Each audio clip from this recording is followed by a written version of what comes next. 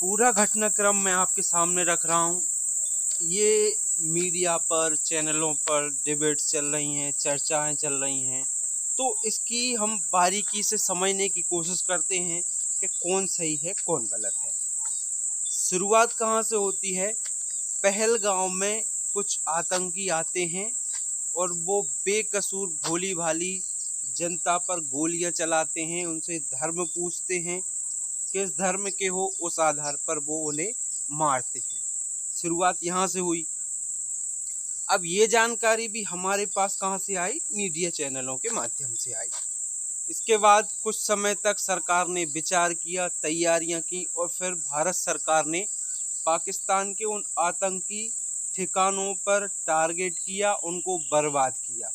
लेकिन जब सेना पूरे पाकिस्तान पर कब्जा करने वाली थी, या फिर यूं कहें कि पाकिस्तानी सेना को हराकर भारतीय सेना पाकिस्तान को कब्जे में करने वाली थी, उस समय डोनाल्ड ट्रंप ने ट्वीट किया कि ये सीज फायर हो जाना चाहिए।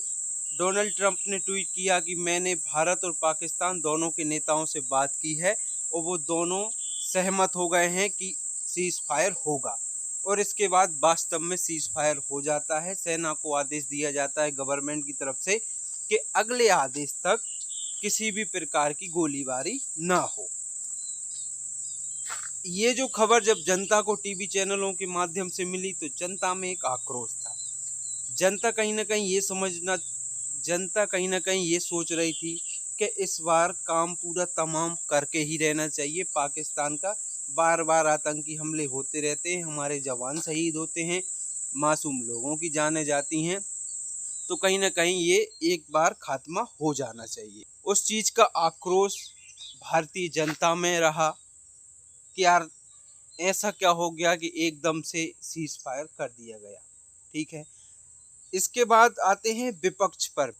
विपक्ष ये चाह रहा था कि सर्वदलीय बैठक बुलाई जाए, प्रधानमंत्री जी संबोधित करें, सरकार अपना पक्ष रखे कि हमने क्या किया क्या नहीं किया। लेकिन सरकार ने विपक्ष को इतनी तवज्जो नहीं दी और एक मामूली सा प्रधानमंत्री जी का संबोधन आता है राष्ट्र के नाम, जिसमें उन्होंने कहा कि ये अंतिम फैसला नहीं है, युद्ध सिर्फ कुछ समय के लिए रोका गया है। उसके बाद विपक्ष लगातार हमलावर होता रहा है प्रधानमंत्री को लेकर, बीजेपी सरकार को लेकर कि बीजेपी सरकार ने सौदा किया है भारत का, अमेरिका के आगे झुक गई है बीजेपी सरकार। और तमाम राष्ट्र जिनमें भारतीय प्रधानमंत्री ने दौरे किए, उन दौरों से कोई आउटपुट निकल कर नहीं आया, कोई भी देश भारत के साथ खड़ा नहीं हुआ। तो विपक्ष का ये सवाल अपनी जगह जायज़ है।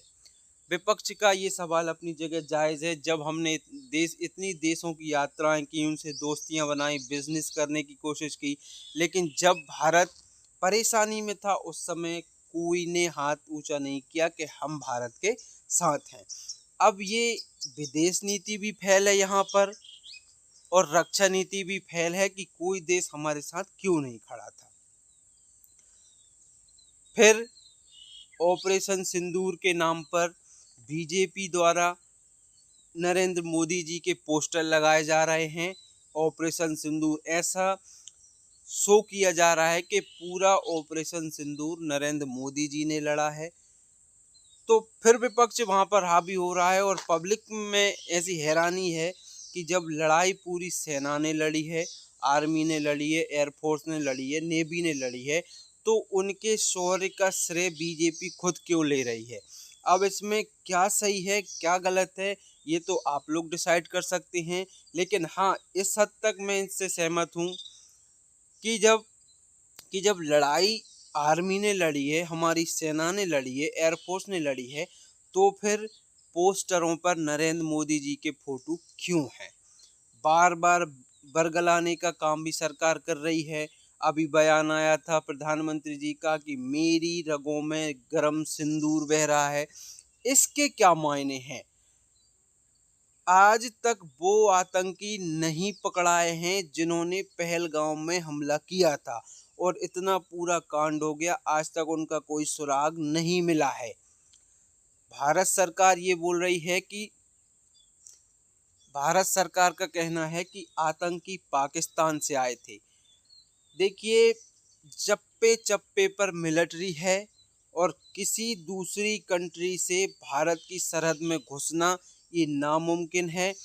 यदि सरकार ये दावा कर रही है कि आतंकी पाकिस्तान से आए थे, तो ये भी कहीं ना कहीं हमारी सेना के शौर्य पर क्वेश्चन उठाना है कि भाई जब मिलिट्री इतनी लगी हुई है तो कैसे कोई बंदा आ सकता है और 26-27 जो भी आंकड़े हैं उनको मारकर वापस भी चले गए।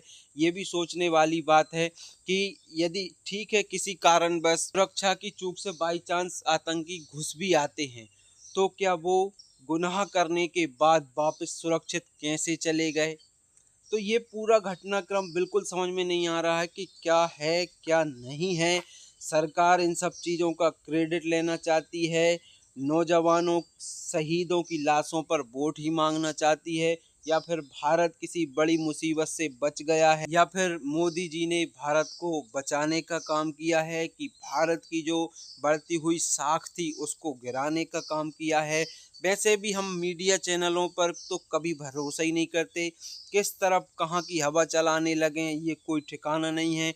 जो मीडिया वाले अभी तक मोदी जी के बीजेपी के गुणगान गाते थे, अब वो कहीं ना कहीं विपक्ष के साथ खड़े होते हुए दिख रहे हैं और वो बीजेपी के नेताओं से भी क्रॉस क्वेश्चन करने लगे हैं। जबकि जब से मोदी जी प्रधानमंत्री बने हैं, तमाम मीडिया एंकर मोदी जी के तलवे चाट रहे हैं। ये कहने में मुझे जरा भी संकोच नहीं है, लेकिन आज मीडिया भी ये हवा चला रहा है कि बीजेपी की नीतियां खराब हैं और विपक्ष भी इसको जमकर भुनाने में लगा हुआ है। एक तरफ राहुल गांधी अपनी रैलियों में प्रधानमंत्री जी से क्वेश्चन कर रहे हैं, उनके नेता जगह जगह भाषणों में अपने बयान दे रहे हैं, और ऐसे में कुछ बीजेपी के नेता ऐसे भी हैं जो सेना को लेकर गलत सलत बयान दे रहे हैं। उनको यही समझ में नहीं आ रहा कि सेना के शौर्य को कैसे दिखाया जाता है। मध्य प्रदेश का ही मामला है, एक मंत्री ने भड़काऊ भाषण दिया है सेना की उस जांबाज सिपाही के प्रति, और उन्होंने ये भी कहा है कि हमने आतंकियों की बहन भेज दी पाकिस्तान। तो ऐसे गलत गलत मैसेज जा रहे हैं। अब आप ही बताना क्या सही है क्या गलत है।